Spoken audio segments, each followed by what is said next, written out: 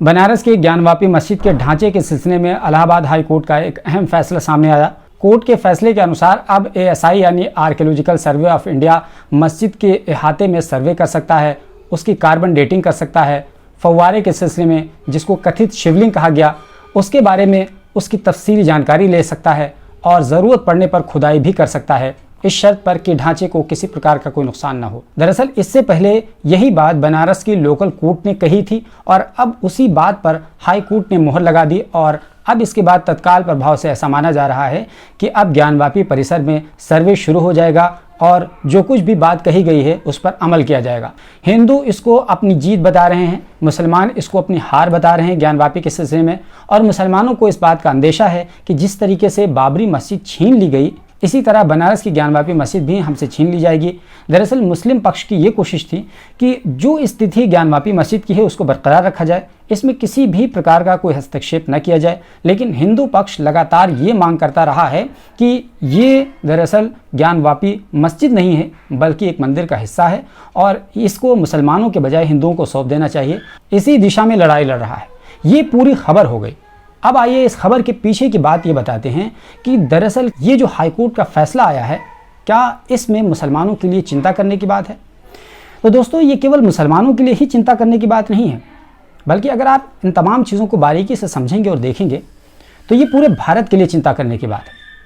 क्योंकि जिस तरीके से 1991 में वर्शिप एक्ट लाया गया था उसका सिर्फ और सिर्फ मकसद ये था कि पुराने झगड़ों को हमें हटा करके एक उदारवादी सोच के साथ नए भारत के निर्माण के लिए आगे बढ़ना चाहिए।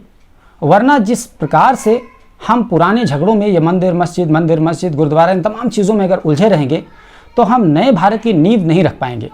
इसी प्रयास के अंतर्गत 1991 में वर्शिप एक्ट लाया गया था और यह कहा गया था कि बाबरी मस्जिद को छोड़ करके पूरे भारत में जितने भी धार्मिक स्थल हैं चाहे वो किसी धर्म के हों उन सबको 1947 के समय यानी भारत की आज़ादी के समय जो उसकी स्थिति है उसको वैसे ही रखा जाए। ये 1991 के वर्शिप एक्ट में बाज़ाब्ता तौर पर लिखा गया था और इसको बाज़ाब्ता तौर पर संसद से पास करके इसको कानूनी दर्जा दे दिया गया था। इसमें इत्मीनान हो गया था कि चलो ठीक है, अब इसके बाद में किसी भी प्रकार के हमारे पुराने झगड़े उत्पन्न नहीं होंगे। लेकिन शायद ये एक भूल है कि हम जिस तरीके से रोज़ाना एक नए नए विवाद को हिंदू मुसलमान से जोड़ करके देखने के आदी बन चुके हैं, उसी क्रम में ज्ञानवापी मस्जिद का मामला भी आगे सामने आ रहा है। मुसलमानों ने 1992 की बाबरी मस्जिद की शहादत के बाद जिस प्रकार से 2019 में सुप्रीम कोर्ट के फैसले के आधार पर हिंदुओं को ये मस्जिद सौंप दी थी और ये मान लिया था कि शायद ये आखिरी फैसला होगा और अब इसके बाद में उनके धार्मिक स्थल सुरक्षित रहेंगे, ये उनकी बहुत बड़ी भूल साबित हो रही है हाईकोर्ट के इस फैसले के बाद। क्योंकि जब 1991 में वर्शिप एक्ट आ गया था और यह कह दिया गया था कि अब किसी भी प्रकार के धार्मिक स्थल पर किसी भी प्रकार का कोई दावा स्वीकार्य नहीं किया जाएगा, सब स्टेटस को बरकरार रखा जाएगा, तो फिर इलाहाबाद हाई कोर्ट ने इसको एंटरटेन ही क्यों किया? वाराणसी के लोकल कोर्ट ने इसको एंटरटेन ही क्यों किया? सुप्रीम कोर्ट ने इस पर रोक क्यों नहीं लगाई परमानेंटली? ये बहुत बड़ा सवाल है और अगर इस सवाल को आप देखेंगे तो आप आसानी के साथ समझ पाएंगे कि दरअसल धीरे धीरे जो संस्थाएं हैं वो पॉलिटिकल इन्फ्लुएंस का शिकार होती चली जा रही हैं। क्या आपको नहीं पता कि सुप्रीम कोर्ट ने जिस तरीके से बाबरी मस्जिद के सिलसिले में फैसला दिया था और चीफ जस्टिस थे जस्टिस रंजन गोगोई को बाबरी मस्जिद के फैसले के बाद ही राज्यसभा का मेंबर बना दिया गया था? ये बात आपको नहीं पता? और अगर नहीं पता है तो फिर आपको ये पता होना चाहिए कि जस्टिस नज़ीर जो थे केरला के थे, उन्हें इस सिलसिले में सुरक्षा दी गई थी और बाद में उन्हें एक बहुत ही संवैधानिक पद पर लगा दिया गया था। क्या इससे प्रतीत नहीं हो रहा है कि कोर्ट इन्फ्लुएंस्ड हो रहा है? कोर्ट की गरिमा और उसकी इज्जत लगातार दांव पर है। आपको बता दें कि आज यानी जबकि 3 तारीख को फैसला आया इलाहाबाद हाई कोर्ट का, उसके ठीक कुछ दिनों पहले ही उत्तर प्रदेश के मुख्यमंत्री ने किस तरह की बात कही थी ज्ञानवापी के सिलसिले में, और ये कहा था कि ज्ञानवापी को मस्जिद कहना ही विवाद की जड़ है। और इस तरीके से एक ऐसा माहौल बना दिया गया था मुख्यमंत्री द्वारा, यानी कोर्ट को इसके अनुकूल ही फैसला देना था। इससे पता चलता है कि कोर्ट पर सरकार का दबाव बढ़ता जा रहा है, वरना तो कोर्ट को स्वतः संज्ञान लेते हुए मुख्यमंत्री के खिलाफ FIR दर्ज करा देना चाहिए। उनको कोर्ट में घसीट लेना चाहिए कि आप इस तरह की बात क्यों कर रहे हैं जबकि वर्शिप एक्ट 1991 मौजूद है। आप इस तरह की बातें क्यों कर रहे हैं एक संवैधानिक पद पर होते हुए? लेकिन मुख्यमंत्री खुलेआम इस तरह की बातें कर रहे हैं, खुलेआम मुसलमानों को भी धमका रहे हैं और कोर्ट को इन्फ्लुएंस करने का प्रयास कर रहे हैं, और कोर्ट मूक दर्शक बना हुआ तमाशा देख रहा है। कोर्ट को इससे कोई सरोकार नहीं है कि कानून से लोगों का भरोसा उठ रहा है। कोर्ट को इस पर स्वतः संज्ञान लेना चाहिए, लेकिन ये तमाम चीज़ें होने दी जा रही हैं और साथ ही साथ सर्वे का आदेश दिया जा रहा है और ये कहा जा रहा है कि खुदाई की जाए, सर्वे की जाए और इस तौर पर कि उस ढांचे को कोई नुकसान ना हो।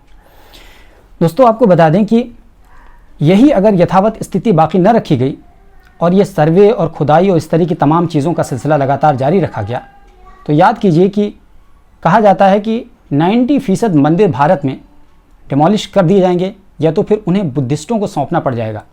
आप सोचिए कि जिस बौद्ध धर्म की शुरुआत भारत से हुई, वो बौद्ध धर्म श्रीलंका में है, चाइना में है, कंबोडिया में है, थाईलैंड में है और दूसरे उस इलाकों में है, लेकिन भारत में नहीं है।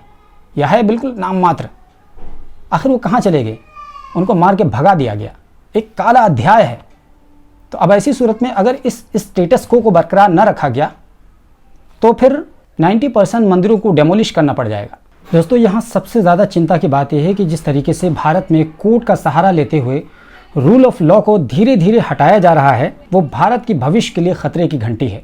और जो लोग इस भ्रम में हैं कि बीजेपी एक राजनीतिक शक्ति और आरएसएस एक फासिस्ट संगठन के तौर पर एक विशेष समुदाय, एक विशेष धर्म के लोगों को ठिकाने लगाने का प्रयास कर रही है, वो अपना चश्मा साफ कर लें।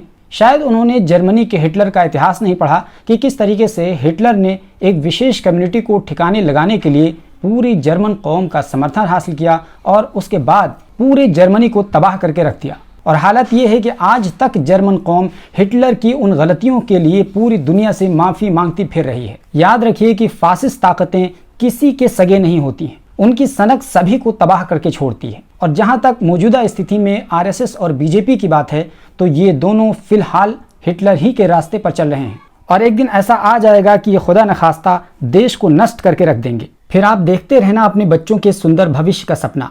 लोग तो यहाँ तक कहने लगे हैं कि अगर 2024 में बीजेपी चुनाव जीत गई तो शायद अब उसके बाद भारत में चुनाव कराने की नौबत ही नहीं आएगी, क्योंकि हिटलर भी एक बार चुनाव जीतकर ही तानाशाह बना था, लोकतांत्रिक तरीके से जर्मनी पर काबिज हुआ था और उसके बाद जब तक हिटलर जिंदा रहा जर्मनी में दोबारा चुनाव नहीं हुआ। इसलिए अगर भारत को हिटलर के जर्मनी होने से बचाना है तो देश के हर एक अच्छे नागरिक को अपना विरोध जरूर दर्ज कराना पड़ेगा, उसके बगैर कोई चारा नहीं है। दोस्तों, इस पूरे विषय पर आपको क्या कुछ कहना है? कमेंट बॉक्स खुला हुआ है। और ये वीडियो अगर आप फेसबुक पर देख रहे हैं तो पेज को लाइक कर लीजिए, यूट्यूब पर देख रहे हैं तो चैनल को सब्सक्राइब कर लीजिए, बगल में घंटी का निशान बना होगा उसको दबाकर ऑल पे सेट कर लीजिए ताकि जैसे ही वीडियो अपलोड हो फौरन इसकी जानकारी आपको मिल जाए।